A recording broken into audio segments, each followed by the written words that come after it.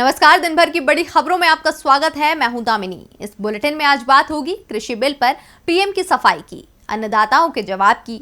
बताएंगे कि पश्चिम बंगाल में पार्टी को एकजुट करने के लिए क्या है ममता का प्लान। जानेंगे कि टीडीपी प्रमुख चंद्रबाबू नायडू ने क्यों दी आंध्र सरकार को चुनौती। और बुलेटिन के आखिर में बात सरकारी कंपनियों को बेचने में जुटी मोदी सरकार की। लेकिन तमाम बड़ी खबरों से पहले एक नजर सुर्खियों पर। लोगों की स्वास्थ्य सुविधाओं को लेकर सुप्रीम कोर्ट की अहम टिप्पणी। सरकार ने कहा कि अच्छी स्वास्थ्य सेवा हासिल करना सभी का मौलिक अधिकार। सरकार को सस्ती और अच्छी स्वास्थ्य सेवा देने की उठानी होगी जिम्मेदारी। कांग्रेस की कार्यकारी अध्यक्ष सोनिया गांधी ने पार्टी नेताओं की कल बुलाई बड़ी बैठक में कांग्रेस अध्यक्ष के चुनाव को लेकर भी हो सकती है बात। पार्टी नेतृत्व से नाराजगी जताने वाले नेताओं से भी बात करेंगी सोनिया गांधी।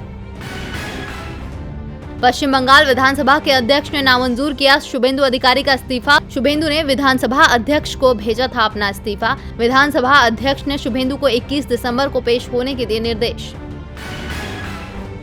कृषि बिल फाड़ने पर बीजेपी ने केजरीवाल के खिलाफ दर्ज कराई शिकायत। संसद मार्ग थाने में दर्ज कराई गई शिकायत। दिल्ली विधानसभा में चर्चा के दौरान सीएम केजरीवाल ने फाड़ी थी कृषि बिल की कॉपी। शेयर बाजार में तेजी का सिलसिला जारी, नई ऊंचाइयों पर सेंसेक्स और निफ्टी। बीएसई का सेंसेक्स 70 अंक की बढ़त के साथ 46,961 पर हुआ बंद। एनएसई का निफ्टी 20 अंकों की तेजी के साथ 13,761 पर हुआ बंद। और सुर्खियों के बाद बात आज की सबसे बड़ी खबर की। कृषि कानूनों को लेकर मोदी सरकार बुरी तरह से उलझी दिखाई दे रही है। सरकार को समझ में नहीं आ रहा कि अन्नदाताओं को कैसे मनाया जाए। शुरुआत में सरकार की ओर से कहा गया कि वो कानून में संशोधन को तैयार हैं, लेकिन जब अन्नदाता इतने से नहीं माने तो अब सरकार की ओर से कानून के फायदे बताने का अभियान शुरू कर दिया गया है। पीएम ने खुद कमान अपने हाथ में ले ली है और आज उन्होंने मध्य प्रदेश के अन्नदाताओं को संबोधित भी किया। और इसी खबर पर चर्चा के लिए हमारे साथ हैं राजीव जी। राजीव जी, स्वागत है आपका। लेकिन चर्चा शुरू करने से पहले देखते हैं ये रिपोर्ट। अन्नदाता कृषि कानूनों को वापस लिए जाने की मांग पर अड़े हुए हैं, लेकिन सरकार भी अड़ गई है कि ये कानून वापस नहीं होंगे। किसान सड़क पर आए तो सरकार ने भी कृषि कानून के फायदे बताने के लिए अभियान शुरू कर दिया। इसकी कमान खुद पीएम मोदी ने संभाल रखी है। पीएम मोदी आज संबोधित तो मध्य प्रदेश के किसानों को कर रहे थे, लेकिन सुना वो पूरे देश के अन्नदाताओं को रहे थे। वीडियो कॉन्फ्रेंसिंग के जरिए हुए इस संवाद में पीएम मोदी ने कहा कि कृषि सुधार के लिए ये कानून बेहद जरूरी है। विपक्ष एमएसपी पर गलत बयान दे रहा है। अगर हमें एमएसपी हटानी होती तो स्वामीनाथन रिपोर्ट लागू ही नहीं की जाती। मैं हर किसान को ये भरोसा देता हूँ कि पहले जैसे एमएसपी दी जाती थी वैसे ही दी जाती रहेगी। इसके साथ ही पीएम मोदी ने कृषि उत्पाद बाजार समिति को लेकर कहा कि एपीएमसी को लेकर भी गलत बातें फैलाई जा रही है। हमने एपीएमसी को खत्म नहीं किया है, सिर्फ अन्नदाताओं को नया विकल्प दिया है। पिछले 70 साल से सरकार किसानों को कहती आई है कि आप इसी मंडी में फसल बेच सकते हैं, लेकिन हमने नए कानून में इसे बदला है। अब अन्नदाता वहां फसल बेच सकता है जहां उसे फायदा दिखे। कॉन्ट्रैक्ट फार्मिंग एग्रीमेंट भी पहले से चल रहा है, ऐसा पहली बार नहीं हुआ है। पीएम मोदी ने कहा कि कई जगहों पर अन्नदाताओं ने नए नियम के तहत अपनी फसल बेचना शुरू कर दिया है। इसके साथ ही पीएम मोदी ने बताया कि देश के कई राज्यों में पहले से ही कॉन्ट्रैक्ट फार्मिंग एग्रीमेंट चल रहे हैं, ऐसा पहली बार नहीं हुआ है। पंजाब की कांग्रेस सरकार ने हाल ही में ऐसा ही एक कॉन्ट्रैक्ट किया था। पीएम अपने संबोधन में कृषि बिल के फायदे गिनाते रहे, लेकिन अन्नदाताओं पर इसका ज्यादा असर नहीं दिख रहा है और इसी कारण सिंघू बॉर्डर पर उनका आंदोलन भी जारी रहने के संकेत मिल रहे हैं। राजीव जी, जो अन्नदाता सिंघू बॉर्डर सहित दिल्ली के तमाम बॉर्डरों पर बैठे हुए हैं, उनसे तो पीएम बात नहीं कर रहे हैं और देश के अलग अलग राज्यों के अन्नदाताओं को कृषि बिल के फायदे गिना रहे हैं। जो अन्नदाता आंदोलन कर रहे हैं वो भी पीएम से बात करना चाहते हैं। क्यों पीएम को सबसे पहले उन अन्नदाताओं से बात नहीं करनी चाहिए जो सैकड़ों किलोमीटर चलकर दिल्ली तक आए हैं? जी दामिनी, आज मध्य प्रदेश में नए कृषि कानूनों पर हमारे प्रधानमंत्री ने बहुत सी बातें की। विपक्षियों पर तोहमत लगाई, किसानों को गुमराह करने की बात की और यह दावा तक कर दिया कि देश भर में अन्नदाताओं ने नए कृषि सुधारों को न सिर्फ गले लगाया है बल्कि भ्रम फैलाने वालों को भी सिरे से नकार रहे हैं। उन्होंने कहा कि जिन लोगों को आशंका है उनसे मैं कहूंगा कि वे एक बार फिर से सोचें। पीएम ने फिर वही बात दोहराई है दामिनी कि इन कानूनों से कृषकों को यानी किसानों को फायदा है। एक भी मंडी जो है वो बंद नहीं हो रही है और न ही एमएसपी को लेकर कोई समझौता होगा। दामिनी, अगर पीएम की इन बातों में उतनी ही सच्चाई होती जितनी वो दावा कर रहे हैं तो फिर लगातार 23वें दिन भी हजारों किसान दिल्ली के बाहर धरना क्यों दे रहे होते। सरकार शायद ये सोचती है कि वो जो कहेगी उसे चुपचाप मान लेना और उसके हर फरमान को पत्थर की लकीर मानना जनता का कर्तव्य है, लेकिन ये सरकार भी गलतफहमी में है, क्योंकि लोकतंत्र में विरोध की गुंजाइश हमेशा बनी रहती है और जनता को अपने हक के लिए आवाज उठानी ही पड़ती है। मोदी जी ने जितनी बातें मध्य प्रदेश के कार्यक्रम में वर्चुअली सम्मिलित होकर कही हैं, वही सारी बातें अगर वो दिल्ली के बाहर बैठे आंदोलनकारी किसानों से कहने का साहस दिखाते तो ये माना जा सकता था दामिनी की सरकार वाकई अन्नदाताओं यानी किसानों के लिए चिंतित है। लेकिन हमारे पीएम ने इतने दिनों में इन प्रदर्शनकारियों से एक बार भी बातचीत की सीधी पहल नहीं दिखाई है। तो जाहिर होता है दामिनी की पीएम सच का सामना नहीं करना चाहते हैं और न ही देश को सच बता रहे हैं। पीएम जहां अन्नदाताओं को कृषि बिल के फायदे बता रहे हैं, कृषि मंत्री चिट्ठी लिख रहे हैं, लेकिन अन्नदाता अपनी मांग से हिलते नहीं दिख रहे हैं। उनकी मांग है कि पहले बिल खारिज हो, उसके बाद नए बिल पर कोई चर्चा हो। और आज अन्नदाताओं ने पीएम के बयान और कृषि मंत्री की चिट्ठी पर अपना जवाब भी दे दिया। तो क्या कहा अन्नदाताओं ने, देखिए हमारी ये रिपोर्ट। दिल्ली बॉर्डर पर अन्नदाताओं के प्रदर्शन का आज 23वां दिन था। उम्मीद थी कि आज सरकार की ओर से चर्चा का कोई प्रस्ताव आएगा, लेकिन इस इंतजार में आज का भी दिन निकल गया। अन्नदाता अड़े हुए हैं कि जब तक सरकार कानून वापस नहीं लेगी तब तक वो पीछे नहीं हटेंगे।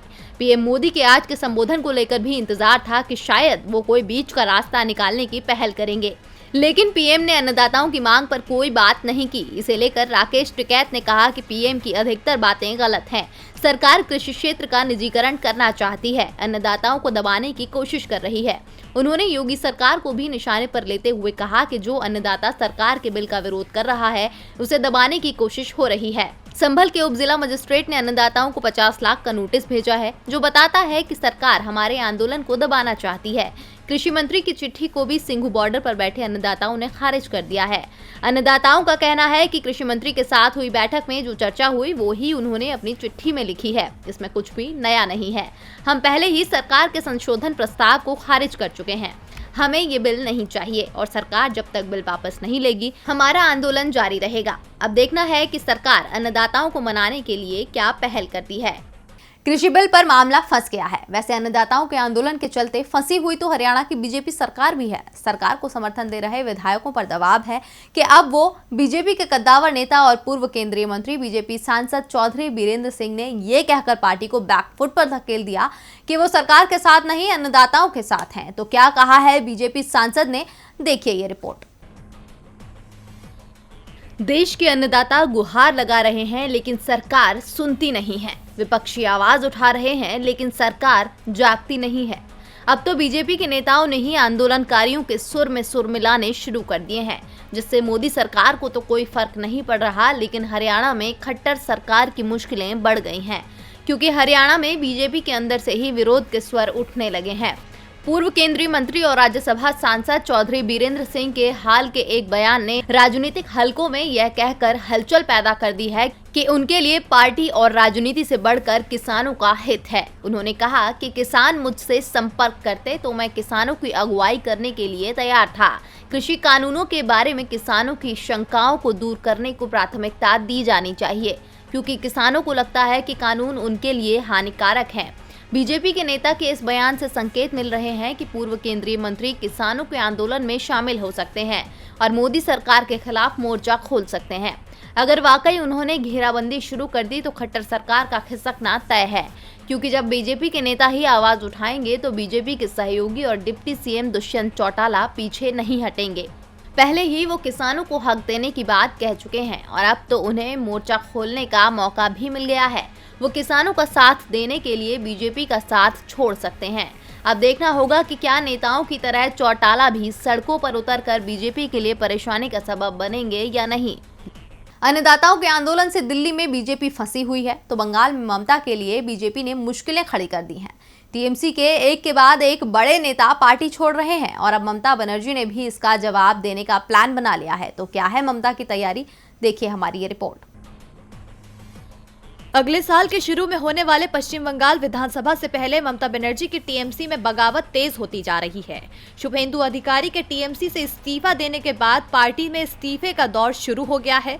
गुरुवार को आसनसोल से टीएमसी के विधायक जितेंद्र तिवारी के साथ south Bengal state transport corporation के अध्यक्ष दीप्तांशु चौधरी ने भी पार्टी से इस्तीफा दे दिया। वहीं आज सुबह एक और विधायक का इस्तीफा सामने आ गया।